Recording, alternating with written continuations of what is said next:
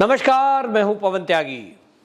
उत्तर प्रदेश देश का ऐसा पहला राज्य बन गया है जिसने रिकॉर्ड धार्मिक स्थलों के लाउड स्पीकर को उतारा है और ये संख्या है 1,00,000। जी हां, कोई भी ऐसा राज्य नहीं है जिसने इस तरह की कार्रवाई की हो कि सबकी सहमति से सभी धार्मिक स्थलों से।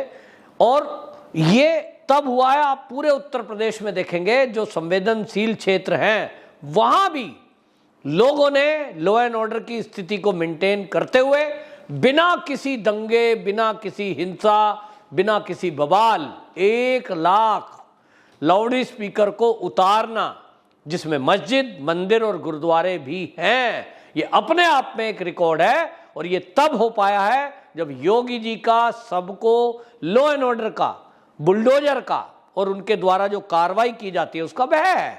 सबको पता है कि अगर उत्तर प्रदेश में किसी ने कानून व्यवस्था को बिगाड़ने की कोशिश की, यदि सरकारी काम में बाधा पहुंचाने की कोशिश की, तो उसका हश्र क्या होना है। यह है कानून का राज कायम होना। दूसरी तरफ लोग महाराष्ट्र सरकार पर सवाल उठा रहे हैं कि जहां 2400 मंदिर में केवल 24 को परमिशन दी गई, एक तरफ 1150 मस्जिद में 950 मस्जिदों को परमिशन दे दी गई। यानी मतलब साफ है कि आपने जिन मस्जिदों को परमिशन दी वो लाउड स्पीकर बजा रहे हैं, फिर समस्या खत्म कहां हुई? समस्या तो वहीं की वहीं है। इधर आप देखेंगे उत्तर प्रदेश में योगी सरकार ने अधिकारियों को, योगी जी ने साफ साफ निर्देश दिए हैं कि जिन लाउड स्पीकर या मंदिर की आवाजें कम कराई गई हैं वो ये याद रखें, उस क्षेत्र के अधिकारी यानी पुलिस, उसकी जिम्मेदारी तय की है कि वो सुबह शाम आकर चेक करेंगे कि कहीं धार्मिक स्थल की आवाज उनके परिसर से बाहर तो नहीं जा रही है। और ये सख्त आदेश है। और इसके कारण से मैं आपको बता दूं, मैं खुद उत्तर प्रदेश में रह रहा हूं जहां सुबह शाम ये आवाजें जोर से आती थी, पढ़ने वाले बच्चे डिस्टर्ब थे, बुजुर्ग डिस्टर्ब थे, दिमागी बीमार कोई ऐसे लोग हैं वो परेशान होते थे। आज वो सब कह रहे हैं कि शांति कायम हुई है। ये है कानून का राज। दूसरी तरफ आप देखें, महाराष्ट्र पर सवाल उठ रहे हैं, राजस्थान सरकार पर सवाल उठ रहे हैं। क्यों? क्योंकि वहां तुष्टीकरण चल रहा है। एक तरफ तो आप देख रहे हैं, महाराष्ट्र का तो मैंने बता ही दिया, वो लोग कह रहे हैं हमने मंदिर की परमिशन मांगी, हमको नहीं मिली। मस्जिद वाले ने परमिशन मांगी, उनको मिल गई। ऐसा होता है कहीं? लेकिन महाराष्ट्र में यदि ये हो रहा है तो ये बहुत ही गलत है और ये है तुष्टीकरण। तो शिवसेना तुष्टीकरण क्यों कर रही है? कब से करने लगी? मंदिर की परमिशन नहीं, मस्जिद की परमिशन। अगर ये है, अगर ये सच है, ये तो बहुत गलत हो रहा है। लोग कह रहे हैं ये शिवसेना के शासन में हो रहा है, जबकि मुख्यमंत्री शिवसेना के हैं उद्धव ठाकरे, जो हिंदूवादी कहते थे, उनके शासन में। भाई ठीक है, आपको मंदिरों को परमिशन नहीं देनी, मंदिर में आवाज कम करा दी गई तो मस्जिद को भी सेम ट्रीट करो। और ये मैं नहीं, राज ठाकरे सवाल उठा रहे हैं, ये नवनीत राणा सवाल उठा रही है, ये भाजपा सवाल उठा रही है। अब राजस्थान को देख लीजिए, कांग्रेस की सरकार है, एक पत्रकार के पीछे पड़े हैं, अमन चोपड़ा, बस उन्होंने दिन रात यही काम लिया। और जो दोषी हैं, जिन्होंने दंगे किए, उनको लाखों रुपए मुआवजा बांट दिया। जिन्होंने पथराव किया था, लोगों को घायल किया था, यानी अपराधियों को ही मुआवजा, इस तरह का भारतीय जनता पार्टी आरोप लगा रही है। तब फिर क्या? इसका मतलब मैसेज साफ है कि दंगाई दंगे करें और सरकार उनको मुआवजा दे देगी, उनके मदद में खड़ी हो जाएगी, वकीलों की फौज उनके साथ खड़ी हो जाएगी, उनको जेल में जाने से बचाएगी। तो फिर दंगाई डरेगा क्यों? लेकिन आप उत्तर प्रदेश की यदि देखेंगे तो उत्तर प्रदेश में बार बार विपक्ष ने कोशिश की कि वो लोगों की भावनाओं को भड़काकर दंगा करने की कोशिश करें। लाउड स्पीकर के को भी एक विवाद देने की कोशिश की गई, धार्मिक एंगल से जोड़ने की कोशिश की गई। लेकिन जिस तरह से योगी प्रशासन ने काम किया, लोगों की मीटिंग की, मंदिर मस्जिद वालों को एक साथ बिठाया और उनको समझाया कि भैया ये सुप्रीम कोर्ट का आदेश है और इसको सबको पालन करना है, तो ये एक रिकॉर्ड है कि पहली बार बिना किसी हो हल्ले के उत्तर प्रदेश में मस्जिदों के ऊपर से भी लाउड स्पीकर आराम से उतर पाए। कोई नहीं सोच सकता था कि 1,00,000 लाउड स्पीकर उतर सकते हैं? ये उतरे।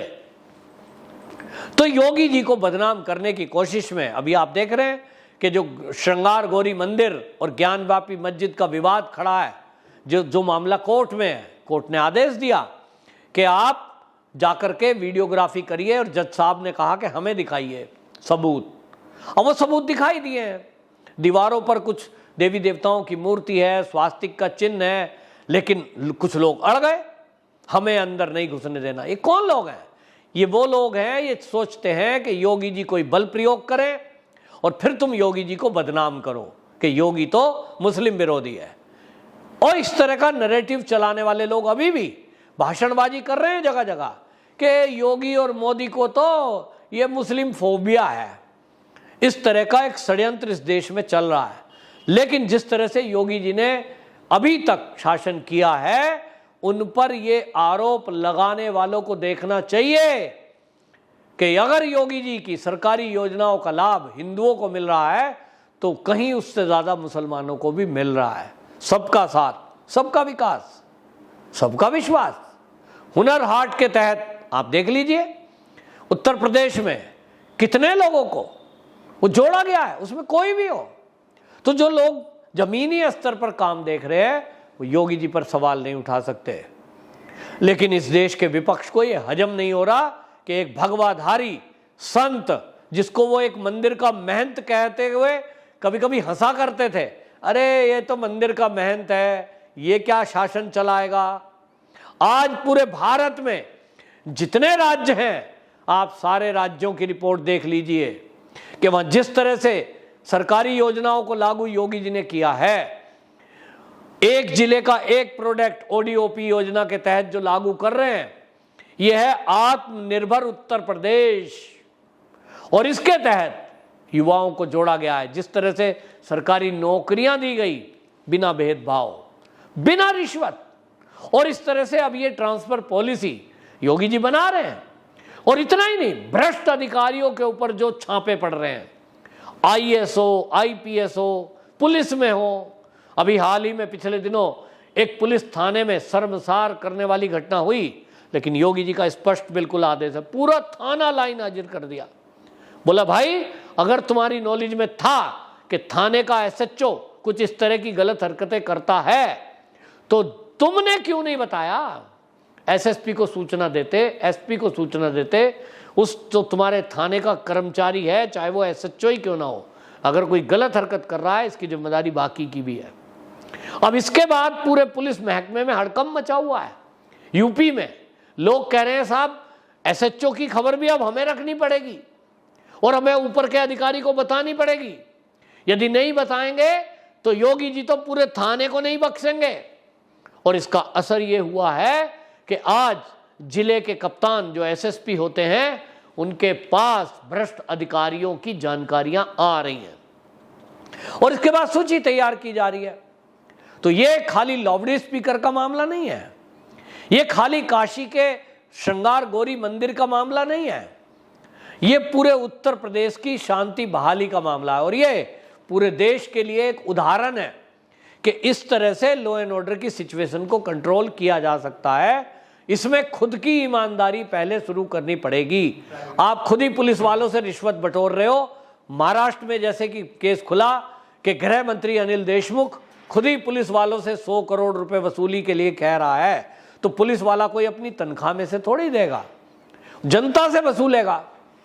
और यह वसूली का खेल जब चलता है तो ना कोई पुलिस का सिपाही डरेगा, ना अधिकारी डरेगा। वो कहेंगे मंत्री जी को पैसे देने हैं, जमकर भ्रष्टाचार करेंगे। और तो और महाराष्ट्र के अंदर मनसुख हिरेन की हत्या ने ये तो और चौंका दिया कि पुलिस वाले अपराध भी करते हैं। तो ये पैसे की दौड़ में अंधे होकर किस तरफ महाराष्ट्र जा रहा है, ये सबने देखा। और एक तरफ उत्तर प्रदेश को देख रहे हैं तो लोग दोनों प्रदेशों की तुलना करते हैं। एक महाराष्ट्र वो है जहां 3 बड़ी पार्टियां सम्मिलित हैं, शिवसेना, एनसीपी, कांग्रेस, और एक तरफ योगी बाबा जी हैं जहां एक ऐसा संत महंत सत्ता में पहली बार मुख्यमंत्री बने हैं। लेकिन आज ये जनता देश की कह रही है कि योगी जी का शासन हर मामले में, हर राज्यों में सबसे ऊपर है। दूसरी तरफ जहां जहां कांग्रेस की सरकार है वह अभी भी वही काम चल रहा है, तुष्टीकरण, अपराधियों से गठबंधन। और महाराष्ट्र के अंदर भी इस तरह की ही खबरें आए दिन आती हैं।